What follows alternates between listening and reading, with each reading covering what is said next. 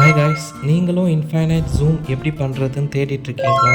அதுக்கான வீடியோ தான் இது. ஸோ வாங்க வீடியோக்குள்ளே போகலாம். ஃபஸ்ட் ப்ளே ஸ்டோரில் போய்ட்டு இன்ஃபைனைட் டிசைன் அப்படின்ற ஆப் வந்து இன்ஸ்டால் பண்ணிவிட்டு ஓப்பன் பண்ணிக்கோங்க. ஓப்பன் பண்ணிவிட்டு டாப் ரைட் கார்னரில் 3 டாட்ஸ் இருக்கும். அதை கிளிக் பண்ணிவிட்டு நியூ கொடுங்க. நியூ கொடுத்துட்டு ப்ராஜெக்ட் வரும். க்ரியேட் பண்ணிவிட்டு நான் பண்ண மாதிரி இம்போர்ட் பண்ணிவிடுங்க. எந்த ஃபோட்டோ வேணுமோ இம்போர்ட் பண்ணிவிட்டு நீங்கள் இன்னொரு ஃபோட்டோ வந்து நீங்கள் வந்து பேஸ்ட் பண்ணணும், ஆட் பண்ணணும் அப்படின்னு நினைக்கிறீங்களோ அந்த இடம் ஃபுல்லாக ஜூம் பண்ணிவிடுங்க.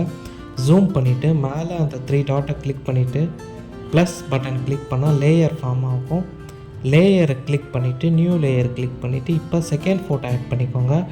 செகண்ட் ஃபோட்டோ ஆட் பண்ணிட்ட பிறகு ஜஸ்ட் நீங்கள் ஜூம் பண்ண இடத்துல வந்து அதை ஜஸ்ட் அப்படி ப்ளேஸ் பண்ணுங்கள் போதும். ஜஸ்ட் அப்படி ப்ளேஸ் பண்ணிவிட்டு நெக்ஸ்ட்டு வந்து இதுக்குள்ளே இன்னொரு ஃபோட்டோ வந்து எப்படி ஆட் பண்ணுறோன்னு பாருங்கள். கைஸ், ப்ளேஸ் பண்ணும்போது ஃபுல் ஜூம் பண்ணுங்கள். ஃபுல் ஜூம் பண்ணிவிட்டு அதை வந்து ப்ளேஸ் பண்ணால் சின்னதாக தெரியும். ஸோ அங்கே இருக்கிற இதுவே தெரியாத மாதிரி கொஞ்சம் டிஃப்ரெண்ட்டாக இருக்கும் ஐடென்டிஃபை பண்ணுறதுக்கு. நெக்ஸ்ட்டு வந்து இன்னொரு லேயர் கொடுத்துக்கோங்க. இன்னொரு லேயர் கொடுத்துட்டு செகண்ட் ஃபோட்டோ நல்லா ஜூம் பண்ணிக்கோங்க.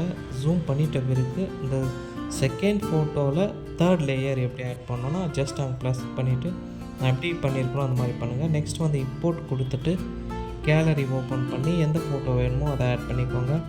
ஆட் பண்ணிட்ட பிறகு இதை வந்து ஜஸ்ட் நீங்கள் அட்ஜஸ்ட் பண்ணிக்கோங்க. ஸோ இப்போ அவுட்புட் பார்க்கலாம் எப்படி இருக்குது.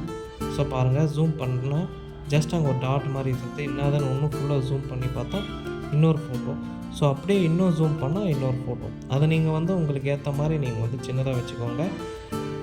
ஸோ கைஸ், இப்போ பார்த்தீங்கன்னா நான் வந்து மேலே பார்த்தீங்கன்னா 2 ஃப்ரேம் தான் வச்சுருப்பேன். எதுக்காகனா எனக்கு 2 ஃபோட்டோ போதும். அதாவது ஃபஸ்ட்டு ஃப்ரேமில் ஒரு ஃபோட்டோ, செகண்ட் ஃப்ரேமில் ஒரு ஃபோட்டோவில் தேர்ட் ஃபோட்டோ ஆட் பண்ணி வச்சுட்ருக்கேன். அவ்வளோதான். இப்போ நீ அந்த தேர்ட் ஃபோட்டோவில் இன்னொரு ஃபோட்டோ ஆட் பண்ணனா அதுக்கு ஒரு ஃப்ரேம் புரியும்னு நினைக்கிறேன்.